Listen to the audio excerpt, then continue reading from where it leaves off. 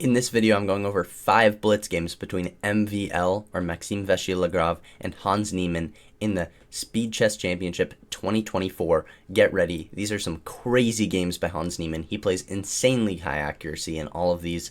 And please like and subscribe, as I'm almost monetized on YouTube. I just need 1,000 subscribers and a couple more watch time hours. This is a huge upset. Hans Niemann goes on a 5-game winning streak and ends up winning the 24-game series. I'm just going to go over these 5 games really quick that he had a winning streak in. He plays c4, and they just play some normal developing moves in the opening. We have knight f3 here, defending the rook from the queen. And he, instead of pushing this pawn to force this knight to move, just develops his knight, and we just play really normal moves. You can see this is a 3-minute plus 1 second increment per move. So every time you make a move, you get 1 second back on the clock. And you start with 3 minutes. And there's literally been 1 pawn traded so far, which is the C pawn for the E pawn. Sorry, the C pawn for the D pawn. And that doesn't really make a big difference. It is a center pawn, which are more valuable, but now Maxime makes 1 small mistake, and Hans Niemann immediately takes advantage of it. Brings his knights out into the center. This knight dropping back doesn't even seem like such a bad move, and it's a blitz game, so it really isn't. I don't know why he'd take with the pawn here. I think taking with the bishop looks better, but I don't know, maybe opening the queen here is nice. Pushing this pawn to attack the king side. We'll see what happens. We have knight developing onto c6, which that's probably why it was a mistake, because the only move it's really going is back to where it just was. So we have knight takes, pawn takes, and queen jumps onto d2. Now we have 2 minor pieces traded and a pawn, and the bishop pair is given to Hans. So with Super Grandmasters, this is a pretty big advantage, and this is a nice opening. Maxime plays rook to d8, and we have rook to d1, rook to c8, and now we have bishop to f3, queen to e6, and just put in the rook forwards. King goes up, we have rook sliding over, and just some more normal moves. Rook goes forwards, defending this pawn, rook slides over, maybe going to push this pawn, we'll see what happens. We have b4 now, not the best idea. f4 is a very good move, kind of what he literally prepared by putting that rook there, but he doesn't play it, and instead plays rook to d8, which is a pretty big mistake. And now after e takes f5, that would have been an amazing move, attacking the queen, but also attacking the bit. And this knight here gives some tempo. The knight drops back, and he actually does find e takes f5, attacking the queen now. Bishop takes, and rook to c7, attacking this vulnerable knight, which is defending these pieces. And now we have rook slides forwards, and bishop takes b7, and this rook is defended by this rook, so that's fine. We have queen dropping back, and bishop goes to a3. Rook slides over to d8, and we have bishop dropping back to g2. Bishop goes to e6, and he's in a pretty good position. Hans is pretty much winning. When I saw this, it was a community post. It's like, huge upset, Hans Niemann won. And it's like, I looked at the comments. The top comment was, wow, Stockfish is really good. Just alluding to Hans Niemann cheating. We have bishop going to d5, and now pawn goes forwards to e4, attacking this bishop. Bishop takes a2. And we have queen takes a7. Now the bishop drops back, pawn goes forwards, and there's no real way you can stop this. Hans Niemann's up a pawn, and yeah, this pawn's almost guaranteed to promote. The knight comes out, try to create some counterplay. Now you're up another pawn, queen goes forwards, and trade off the rooks, and there's really nothing you can do in this position. And Maxime Vachier-Lagrave just resigns in the position. Amazing 90% accuracy by Hans Niemann in the first game. Not the first game of the series, but the first game of his 5-game winning streak that I'm showing you. In the second game, he has white again. So 2 games of white in a row. Oh, sorry, this is not the... So they do alternate, white and black. That's what I thought.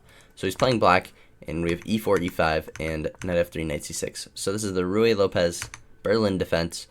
And we have knight takes e4, d4, and knight drops back, attacking the bishop. Bishop takes the knight, pawn takes back, and pawn takes on e5. We have We have knight jumping onto f5, queen takes, king takes, and h3 now. Bishop goes on to e7. We have knight going forwards, knight going to h4, knight takes, bishop takes, and rook slides over. Pawn goes to h5. We have knight dropping back to e2, and knight going to and bishop going to f5. We have knight going to d4, and bishop dropping back, bishop jumping into the board, and it looks like Hans Niemann is in some trouble after he plays king c1, trying to like artificially castle his king because it was on d already, so he had already moved it once, but that's not a good move. After e6 now by MVL, and we have bishop to g6, and he's like up a point right now, and it's not too good. We have trading, and the knight drops back, which is a mistake. So now they're pretty much back to equal. This bishop is getting attacked, but he drops it back, and he's threatening this undefended pawn. We have bishop going to e5, and the bishop goes to d5. Bishop takes, pawn takes, and knight goes to h4, and we have b5. Now, I think he's going to be able to castle just by putting his king up and sliding his rook over. We have knight going to f5 now. It is a mistake, but like it's not much of an advantage loss, like half a point maybe. It doesn't really make a difference. They've traded pretty much everything down. They're playing a knight for a bishop right now, and it's a pretty open board. There's a lot of pawns, but they're not really pushed too far. We have king going to b7, like I said, pawn forwards, and rook sliding all the way over to g8. I don't know if this is the most accurate. I like d8. g8 is interesting because you can kind of put this one there and then pick anywhere else for the other one, and your other rook can't really go anywhere now. But it doesn't really matter. We have king sliding over and rook going to g5. So now it kind of makes some sense. We can have these two rooks doubled here. But I don't know why you couldn't just do that with the other rook. Maybe he wanted to move the rook. We have knight going to h4 now and rook going to d8, which is a mistake, so maybe I'm just stupid. We have rook going to d1 and rook sliding on to d6. We have rook going to e7, king goes forwards, and a3 by MVL. And MVL is about up a point, and he's up a lot on the clock too. Like 2 minutes and 20 seconds to a minute is really good. And his opponent makes a mistake. So he's up a lot of time, and his opponent makes a mistake, but he doesn't see what he had to play, which was g4. Stopping this. This is a crazy move. g4 is insane to see because it kind of leaves this pawn undefended-ish, and you can kind of take, but then if you take back, you have these two pawns which are really nice against this one, so that's probably why it's a lot better. But he plays rook d3 instead, and we have b4, and he's kind of doing worse again. There's a lot of mistakes in this game. King c5 is one of them, but he doesn't see why it was a mistake because he goes g3. I think g4 was still the best move. He plays g3 instead, and we have bishop going to c4, attacking this rook. Rook takes rook, pawn takes back, and these pawns are a lot better than when they were doubled. The pawn goes forwards, attacking the bishop. Bishop drops back.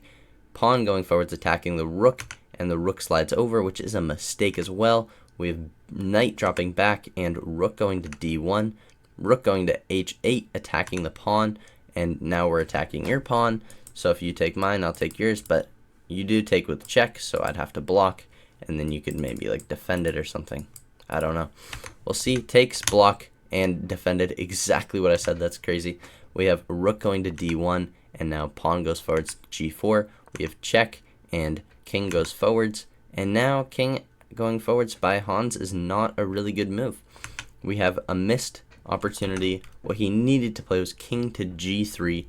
I guess moving his king around this side. King g3, king c3. Oh, king c3 for black. All right, but king g3 is an interesting move. I don't know why you'd play it. Maybe to move your knight out of the way. We have rook to h6 instead by MVL, and we just make an even bigger mistake. King f2 here is an amazing move for white. I honestly don't know why. Rook just goes back to where it was, and then king g3. So I really don't know why the engine prefers king g3 so much here. Rook d1, and then knight f3 check. So maybe you get your pieces off the back rank and you can get a little more developed. Like, you're completely winning here. King c3, and you're attacking this pawn, g5. Okay, you're promoting these pawns, and you have the knight to help you with it. So that's probably why. The knight's in jail in their game. Yeah, the rook goes forwards, and the knight goes onto the wrong square here. So if you were to drop here, then rook goes here, you go king here, he goes rook back, and you go knight here. You're on a better square than you were there. So it doesn't really make a big difference. We have rook attacking this pawn, and now rook takes the f6 pawn. Now it's a 3-on-0 on this side of the board, and a 3-on-1 on this side of the board. Bishop and a rook versus a bishop. Sorry, versus a rook and a knight. And we have pawn to g5, the only good move in the position, which he's still completely winning. We have king going the wrong way. I don't know why you don't go up the board immediately. King g4 was my immediate instinct. Maybe he wanted to stay with the knight, but you're dropping your pawn here. Rook takes b3 is the best move. He didn't play it. Hans Niemann is at very low time. He's at 2.5 seconds. He just keeps on checking him. We have bishop attacking the knight now, and king goes to the wrong square, dropping a draw. And now we have bishop going back, pawn forwards, bishop here attacking this knight. Knight goes on to h4, defending, and rook goes to h3.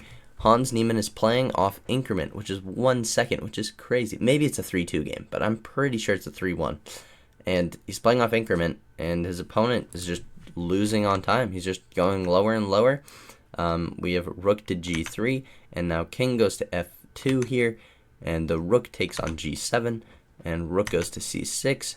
Rook here forking these two things. You cannot defend it because then you take it, and then you take, and then you're pretty much losing. We go knight to f3 here. Bishop takes, king takes, and rook slides to g1. And now after pawn push, you can check, and then it's defended, but I think you can attack it with your king. The king goes the other way, though. It gets checked by the rook, slides over, and now white makes a big mistake. 17 seconds to 3.5 seconds. But now that black is better because he can push his pawns, there's not much that white can do, even if he's just, yeah. He was on such low time for so long. I don't know how he didn't make a mistake all that time, but crazy accurate chess by Hans Niemann. 82% overall accuracy, which is quite impressive.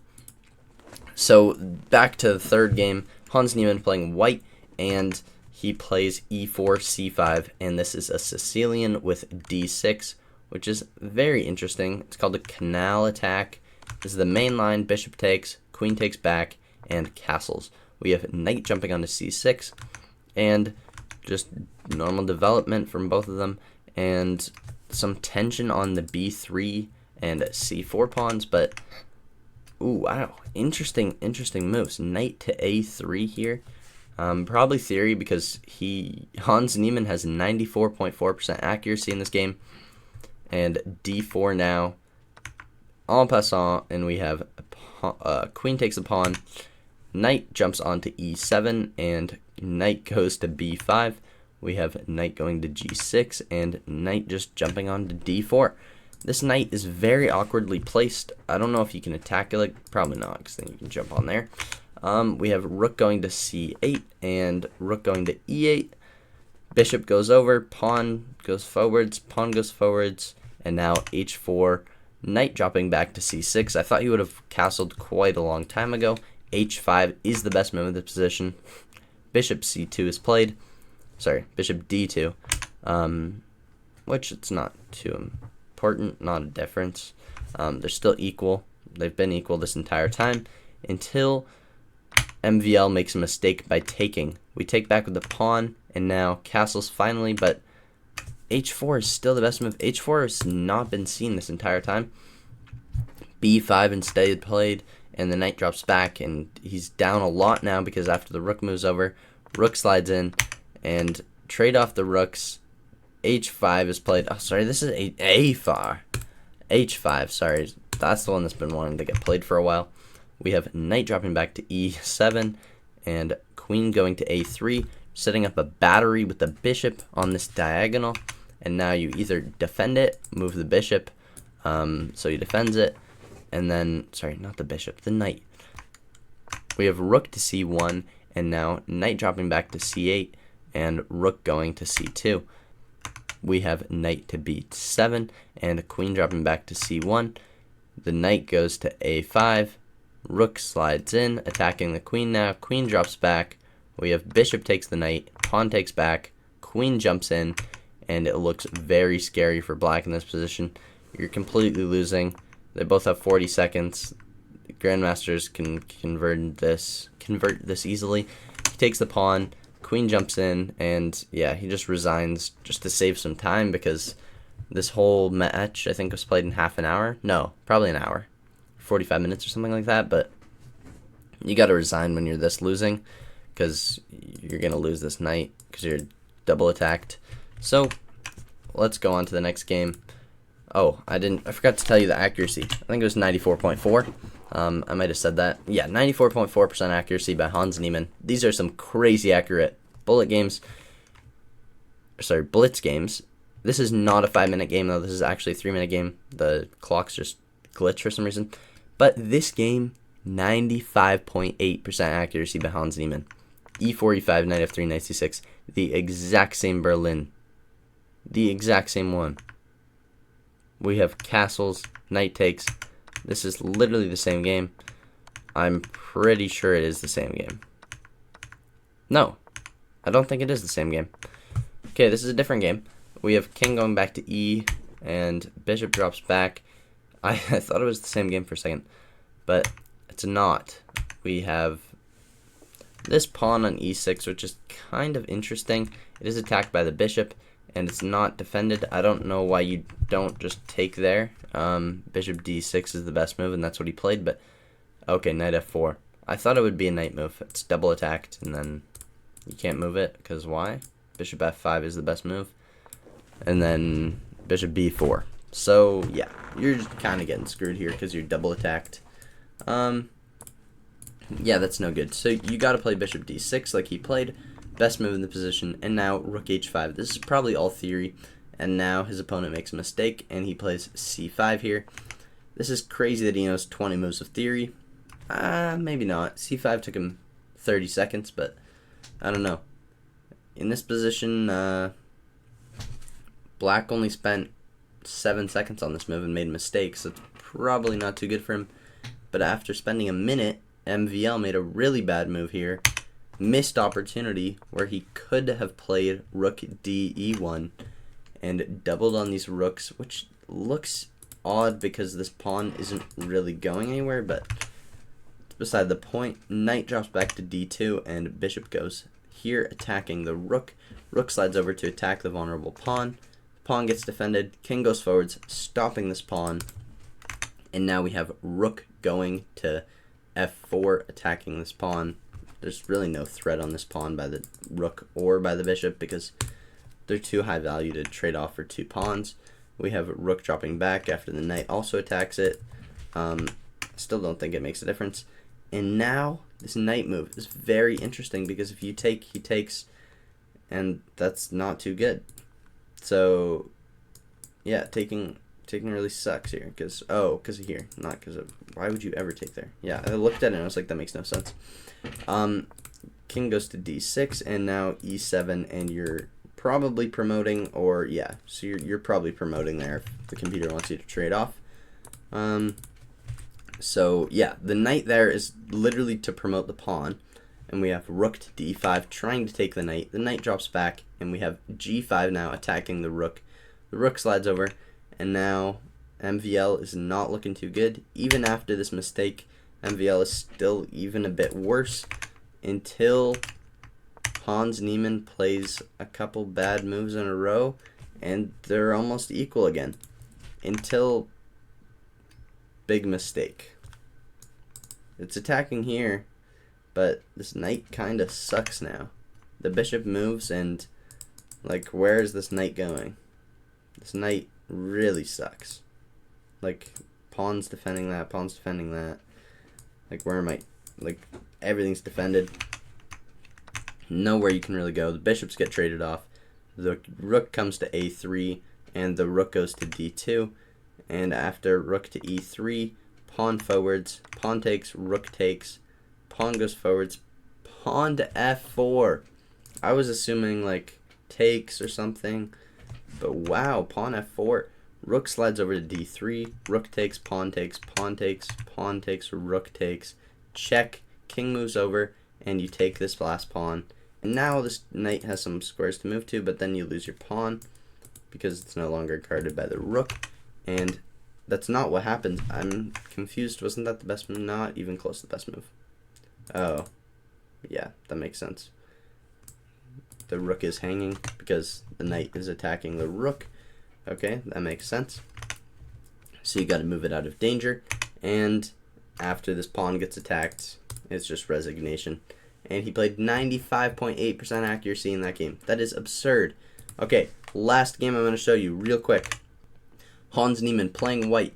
He has 93.9% accuracy in this game. These accuracies in these blitz games are absurdly high. We have bishop trading off for the knight very early, doubling MVL's pawns, and now just playing knight a3 again. There's no way this is the best move in the position, not even top 3. And he plays it anyways just to troll his opponent, I guess. We have d3 defending the e4 pawn, and now e5 attacking the knight.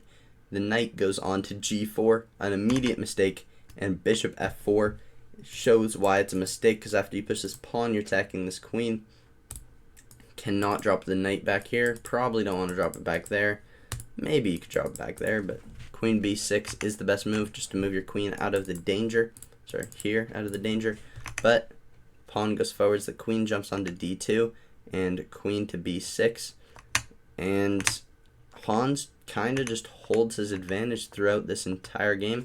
So he does drop his knight back to there, but he does not take it. Now we have knight going to f5, so he just rerouted it a little bit.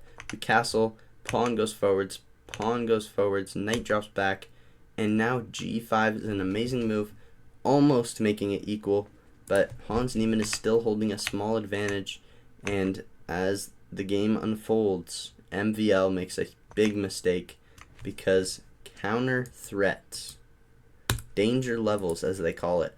This pawn is attacking this knight, but he probably didn't see that his knight was hanging after the queen goes here, and if you take here, I go rook here, and what is more threatening than this pawn, which is called an umbrella pawn?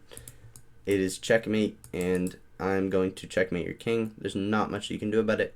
Queen e8 is the best move, but rook goes over and king h8 is the best move. Like, you can't do much in this position. You have to probably sacrifice something's my guess. And Hans Niemann wins 5 games in a row in this blitz match against Maxime Vachier-Lagrave. Thanks for watching. Please like, comment, subscribe, and I'll see you in the next video. Thank you.